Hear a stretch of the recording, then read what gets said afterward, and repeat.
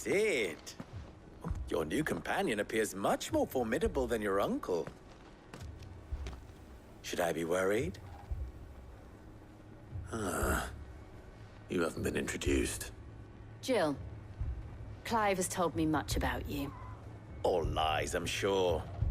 Your Stolas said that Dalamil has a bandit problem. Indeed. Although, you're a little late. They left with our food and guild days ago. Any idea where they went? The desert's a big place. Your guess is as good as mine. But the fact is, I have more immediate concerns. What did you say to me? What did you say? As if by magic. Let's just say we've yet to reach a consensus about how to solve Dalamil's little problem. And at this rate, it won't be the actions of the bandits which prove to be our undoing. It will be our own. I've tried reasoning with the dissenting parties, but even the Desert Hare has limits. Perhaps we could talk to them. What makes you think they'll listen to us? What makes you think they won't? She makes a fair point, Sid. And you won't have wasted much of your precious time if you fail. They're just across the courtyard.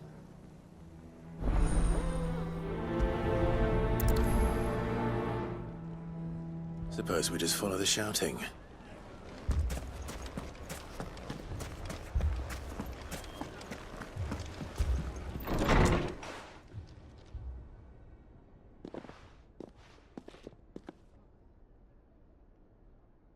You wouldn't talk like that if it had been your men whose throats were slit. Blood for blood, it's the only way. We hire mercenaries and have them mount the bandits' heads on our walls as a lesson to the rest. And what happens when those mercenaries are slaughtered like your men? Are you going to hire more? We're better off using that coin to buy food and supplies. If we hire mercenaries, the only thing we're buying is the bandits' ire. And you cannot fill empty bellies with that. Do you hear me? But what happens when they come back? Maybe it'll be your throat that's slit. That's enough. Both of you. Any more of this and I'll throw you out myself. Come back when you're ready to talk like adults.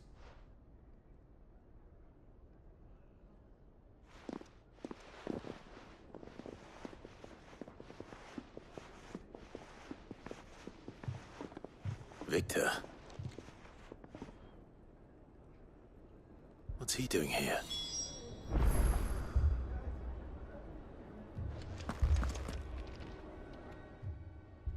Sid.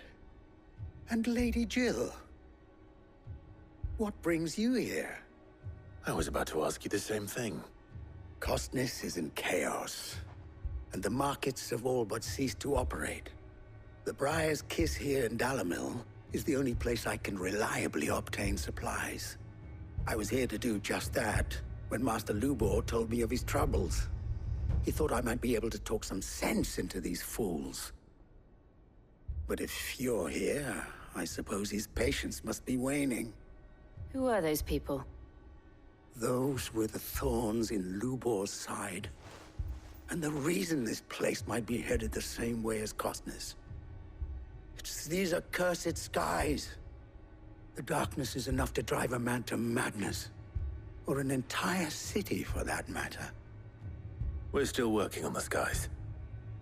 But in the meantime, perhaps we can find a solution to Dalamil's problems. I hope so. For all our sakes.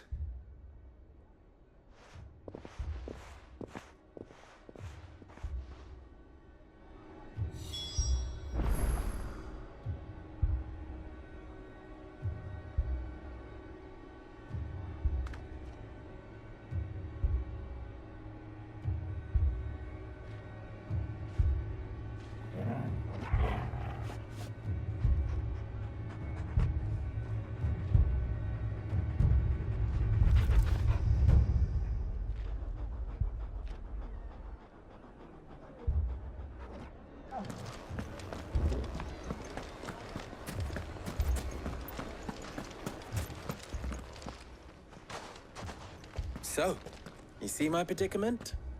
What I saw was a room full of people who were angry and afraid. And with good reason by the sound of it. But if left to smolder, That anger and fear could set the entire town alight. My thoughts exactly. What to do? Both sides wish to protect their homes and livelihoods, if only they could agree on how. But as long as they are divided, we are vulnerable. And if there's one thing bandits like, it's an easy target. What would Sid the Outlaw suggest? Well, if it were my namesake, he'd let them choose for themselves, and be on hand to pick up the pieces when it all went wrong. That sounds like a recipe for disaster. A recipe for disaster is precisely what it is. But perhaps that realization would be enough to make them question the ingredients. While it's plain neither Conrad nor Natalie will countenance the other's proposal, it may still be possible to make them doubt their own. Before presenting them with a third option. And that would be? To pool our resources and save the city ourselves. Why fight each other? When all that fear and anger can be directed at the bandits. It appears we have a plan of action. Victor, pay Conrad a visit. See if you can't convince him of his folly. I'll speak with Natalie. As you wish. Your faces are not well known in this town. That may prove useful. Don't worry, Victor and I will do most of the talking. You need only play along. Play along. What he means to say is yes.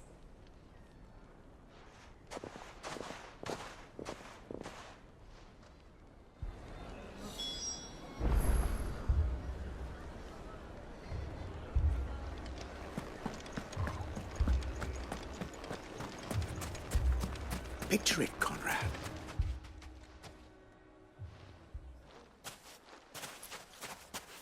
Ah, here she is. The Lady of the Spear herself. Conrad, may I introduce you to Jane, commander of the Red Wings, the oldest mercenary guild in the Free Cities. A pleasure, my lady. The pleasure is all mine. As I told you, I summoned the commander here from Canver to inquire about a contract. Victor says you told him no. That there aren't any men left to hire. Is that true? True as the crystals cracked. Nobles came and claimed every last one worth his salt. And not just from us Red Wings. You know of the 7 high houses. There must be 2 swords assigned each one.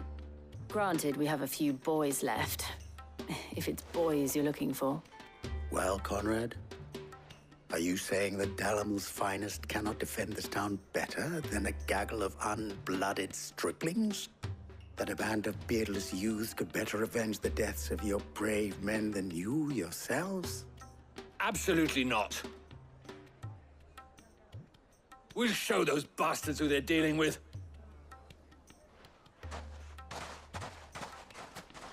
I can't believe that actually worked.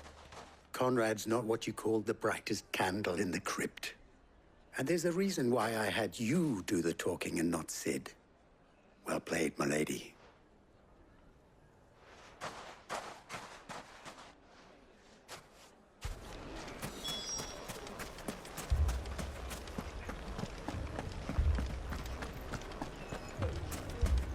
My shop. Why would anyone? If I had my pickaxe, I would... I mean, it may still be possible to buy something, and... here he is now. Natalie, allow me to introduce Lord Underhill of Randalar's prestigious League of Merchants. Lord Underhill. At your service. Underhill. I was just telling the good lady of our conversation, my lord, and how you were lamenting the state of the capital's stores. Lubor says that not only are the granaries almost empty, but that war and the Blight mean this season's harvest won't be enough to fill them for winter. Indeed, certainly that is the case. The nobles in the capital are buying up the city's stocks of barley and wine, driving the prices higher than most commoners can afford. It is only a matter of time before the peasants revolt. It is worse than I thought. If what Lord Underhill says is true, I fear we have little hope of supplementing our stores, meager though they regrettably are. And while I applaud your endeavors to dissuade our more bellicose citizens from seeking vengeance, I sense Conrad is not wrong in his assessment of the bandits' likely return. Which means that now, more than ever, we will need to secure what little we still have. Food, weapons, herbs, everything. If our humble town is to endure not only this hardship, but those that are certain to follow, we must stand united. All right. If it will help to protect my home, I'll do it. But you needn't have gone through this charade.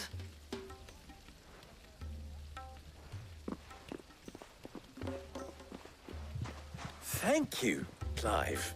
Your performance was nothing if not workmanlike. She saw right through it. I didn't say it was good, merely that it produced the desired effect. Now, my scouts should be returning shortly. Meet me back at the Briar's Kiss, and we shall see what we face.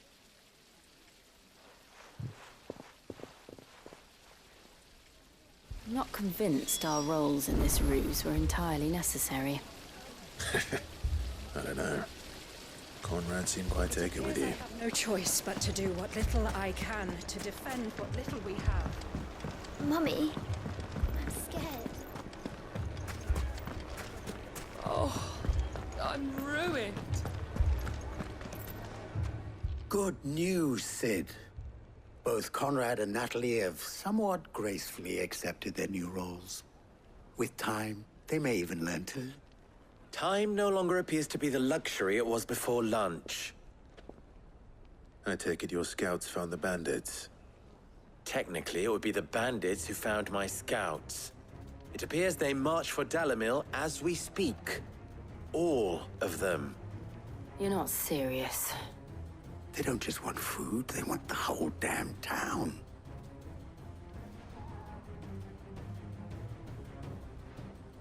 I have a favor to ask. I'm told the bandits march in two groups, one from the south and one from the desert, in a move doubtless intended to stretch our already gossamer-thin defenses. Very well. Jill and I will meet those from the desert. But what of the rest? The rest, my friend, the city shall fight. Together. The stakes, I concede, are high. But if this does not unite Dalimil, nothing will. That is a lot of faith to put into those who had their hands around each other's throats but a moment ago. Then it will be for us to see that their hands are kept occupied. And I do mean us. I thought you might say that.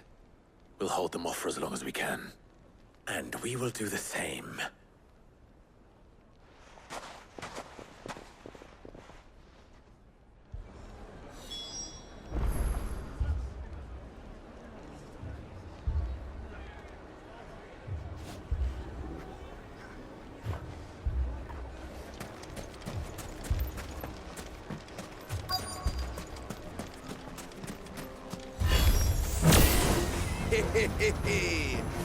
No women folk have come to blood. I'll take that one. He's all yours. This one!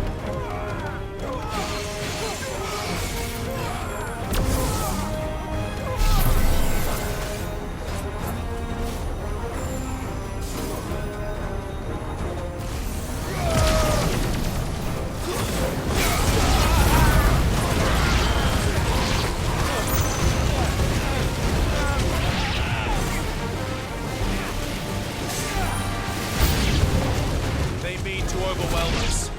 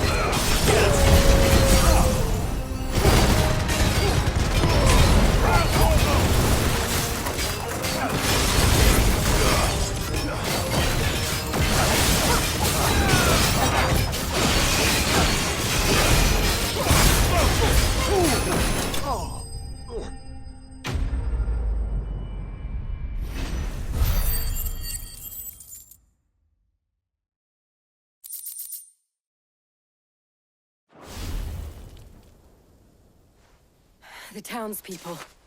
Could they have held out? I don't hear any fighting. What do you think? That we should hurry.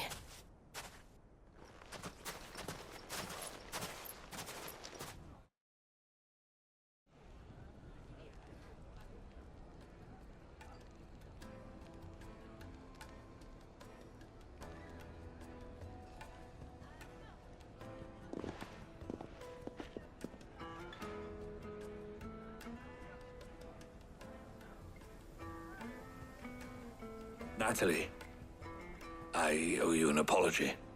You did well out there. The inn would have been lost had you not held the line.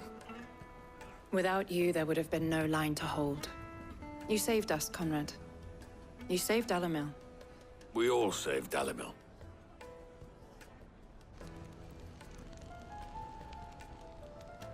Conrad seems to have had a change of heart. I'd say they both have. I take it from your presence that our visitors from the desert won't be joining us either. Pity. The plan worked, Sid. Granted, it only took an army of bloodthirsty bandits at our gate. Calm now, Victor. Why quibble over the details? We are united, and that is all that matters. As for you, Sid, you fight considerably better than you act. I'll take that as a compliment.